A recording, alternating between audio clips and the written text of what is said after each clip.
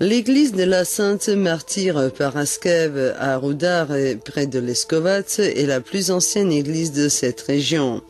Elle a été construite sur les fondations d'une basilique paléochrétienne du 5e siècle, à l'époque de la construction de la célèbre ville de l'impératrice Tsaréchingrad Justiniana Prima.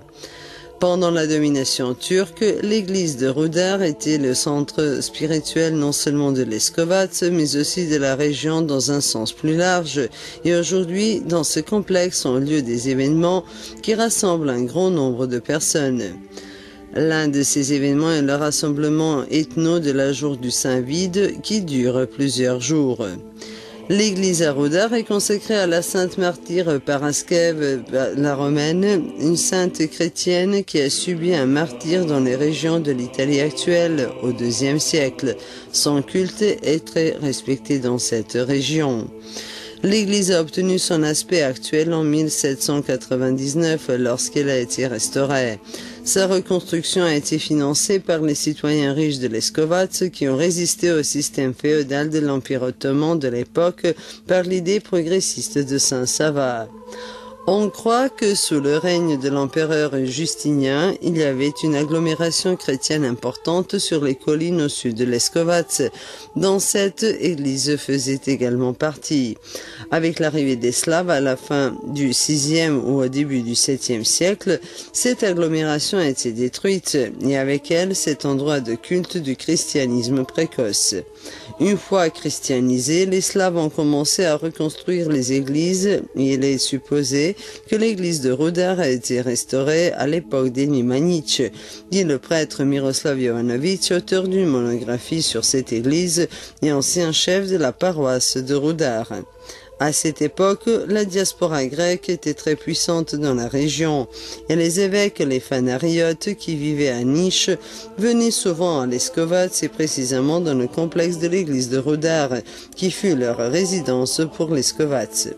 Les offices religieux à l'église étaient servis alternativement en grec et en slavon jusqu'à la fin du XIXe siècle, puis le slavon a dominé, le grec s'étant progressivement perdu dans la communauté majoritaire serbe à Leskovac. Les fresques de l'église ont été fortement endommagées, principalement en raison de l'humidité. L'iconostase vétuste a été réparée au début du XXe siècle lorsque toutes les icônes détériorées ont été retirées et remplacées par de nouvelles. Les icônes étaient peintes par l'iconographe célèbre de l'époque, Georges Zografsky.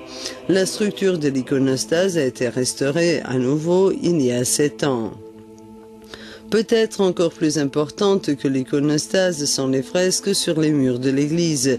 Certaines représentations sont très rares, comme celle de l'archange Raphaël et de Pacôme, fondateur de la fratrie de moines du désert égyptien.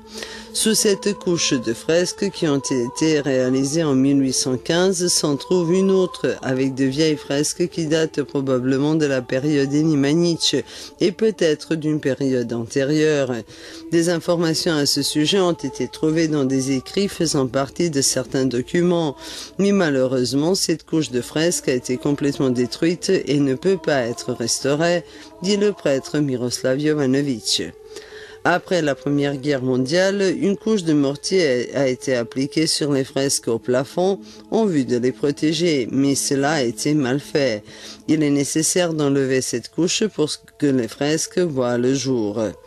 Dans la cour de l'église se déroulent différents événements ayant pour but la culture et la promotion des valeurs traditionnelles, mais visant aussi à attirer l'attention des autorités et du public sur la nécessité de reconstruire le complexe qui, comme le dit notre interlocuteur, peut être une destination importante non seulement religieuse mais aussi culturelle et touristique.